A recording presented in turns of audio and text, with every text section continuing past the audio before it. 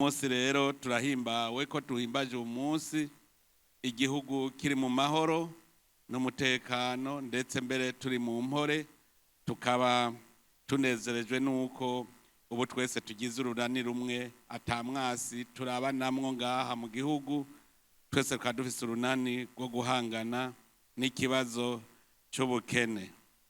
Uno munsi rero n'akaryo ko kwibuka kugira ngo ntiduze dusubire kwanjanjwa.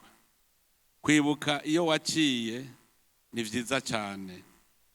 Uno munsi n'akaryo kumenya yuko igihugu ari bisanzwe kucigura, si ibintu barinda kugusaba. Mu bisanzwe umwana uwo ari we wese avuka akunda igihugu kandi yiteguriye kucigura, kuko akabura ntikaboneke ni igihugu. Igihugu rero Imana yaduhaye yakigabiye Uburundi, nta wundi yakigabiye.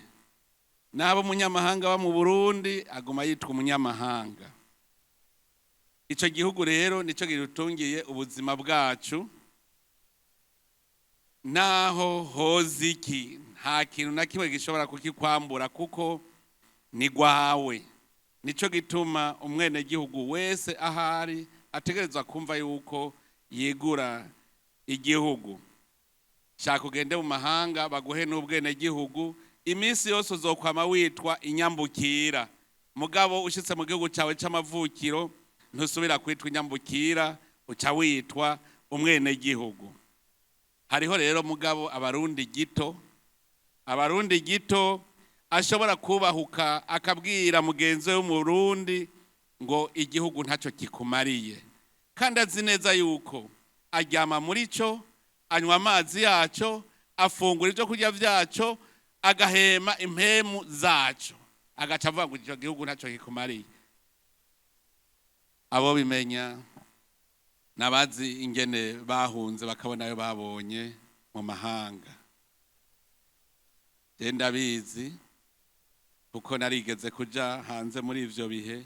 Nta kintu kibabaje nkuko muri nk'abagenzi batatu mukurira imodoka muri bisi, mwese ntihagire uvugana n'uwundi kugira ntibamenye ko muri Abarundi, mugashika iyo muja atawuyaze n'uwundi kubera buhava bamenya ko muri Abarundi. Igihugu rero nakabura ntikaboneke. Ukibuza igihugu ibara riba riguye ku muntu. Abantu rero bavuga ngo igihugu ntacyo kikumariye ni ba Barundi bito, bobo bazi yuko igihugu utagiye kurya ikigega caco, ataco ugize gwawe c'igihugu, yumva kumenga ntacyo kikumariye.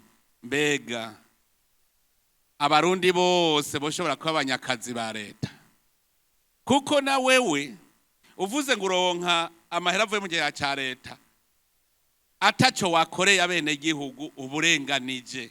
Abene gihugu bafise uburenganzira bwo kukugwanya iyo uhembwe n'ikigega c'igihugu ataco wamariye abene gihugu.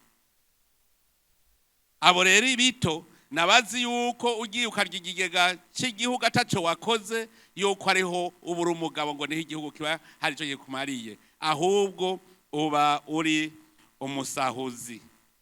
Ni nkuko kizira gutwara ivy'abene gihugu ataco wabakoreye. Aha rero duca tumva ikibi cyo kurya ibiturire cyaje kunyonora itunga ry'igihugu. Igihugu tugihebera n'amaraso yacu, twama twiteguye uko igihugu tucigura tugaheba amaraso yacu. Mbwira ingene wociba utwo cari gifise ukavuga ko wogiha ikizimvye kuri wewe ariyo maraso. Wewe uriko uriba ikigega ca leta, mbwira ingene woshobora guterera Uburundi n'amahera 100 kandi nayo cari cifitiye uri kurayiba. Uba werekanye yuko wewe igihugu ntaco cumvamwo ntiwocigura. Umuntu wese yiba ikigega ca leta, umuntu arenganya bene gihugu mu gihugu, birerekana yuko atopfa biguze. Ubu rero tuze turamenya ibimenyetso by'umuntu adakunda igihugu, umuntu atokwigura igihugu. Tumurabira mwenaho mwene uyu munsi no munsi wo guca dutangura kwiyumvira gukunda igihugu. Kubera iki none abantu bategerezwa kucigura. Ubwa mbere igihugu wama witeguye kucigura kuko niko karyoshe ufise kandi abanyamahanga bategerezwa kurondera. Wamuzi yuko nk'Uburundi n'igihugu ca mbere c'igitangaza kw'isi, wamuzi yuko hariho abandi bagishaka. Vyoba bimaramaje ingene umunyamahanga yokunda kugira kunyaga igihugu cawe, wewe nyene co ukanka kukigwanira.